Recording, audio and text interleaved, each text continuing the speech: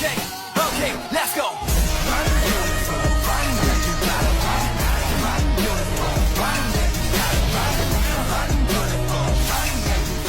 Assalamualaikum warahmatullahi wabarakatuh. Kembali lagi kepada saya Aulia Fitriati Soleha. Di sini saya akan menyampaikan materi atau mempresentasikan materi yaitu mengenai Indonesia sebagai negara hukum. Kemarin saya sudah membahas poin pertama dan sekarang saya akan membahas poin yang kedua. Itu tadi yaitu Indonesia sebagai negara hukum. Baik, di sini saya akan membahas yaitu Indonesia sebagai negara hukum. Yang pertama itu ada hakikat negara hukum. Dibahas sejak masa pemikir Yunani kuno seperti Plato dan Aristoteles.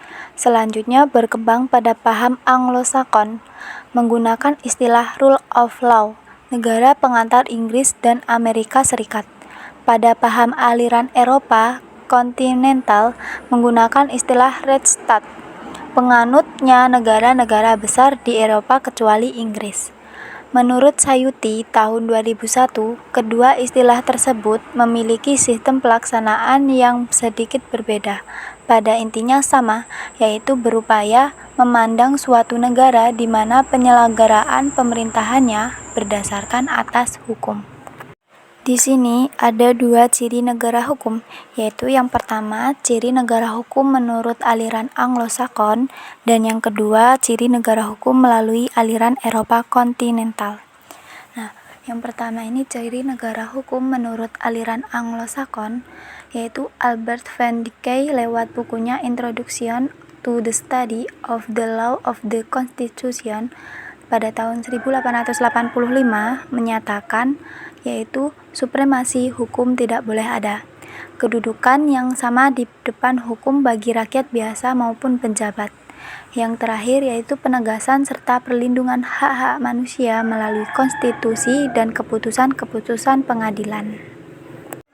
Yang kedua, ciri negara hukum melalui aliran Eropa kontinental. Friedrich Julius Tahi menyatakan 1. Mengakui dan melindungi hak-hak asasi manusia. 2. Penyelenggaraan negara harus berdasarkan pada pemisahan atau pembagian kekuasaan. 3. Dalam menjalankan tugasnya, pemerintah bekerja berdasarkan pada peraturan atau undang-undang.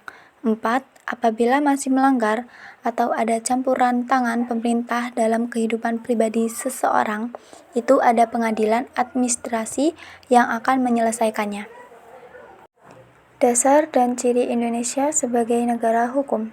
Itu pertama, dasar Indonesia sebagai negara hukum. Terlihat dalam Undang-Undang Dasar Negara Republik Indonesia pada tahun 1945 pasal 1 ayat 3 yang menyatakan negara Indonesia adalah negara hukum. Dan Undang-Undang Dasar Negara Republik Indonesia tahun 1945 pasal 27 ayat 1 menyatakan segala warga negara bersama kedudukannya di dalam hukum pemerintah dan wajib menjunjung hukum pemerintah itu dengan tidak ada kecualinya. Yang kedua yaitu ciri Indonesia sebagai negara hukum.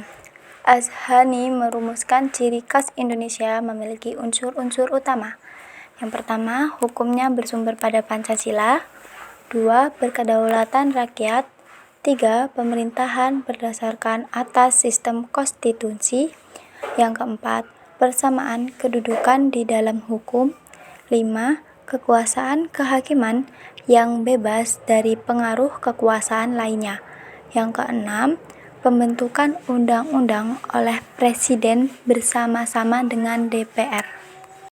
Dan ada juga ciri hukum menurut Prof. R. H. Kailan menegaskan ciri hukum. Yang pertama itu pengakuan dan perlindungan hak-hak asasi yang mengandung persamaan dalam bidang politik, hukum, sosial, ekonomi, dan kebudayaan. Yang kedua itu ada peradilan yang bebas dari suatu pengaruh kekuasaan atau kekuatan lain dan tidak memihak.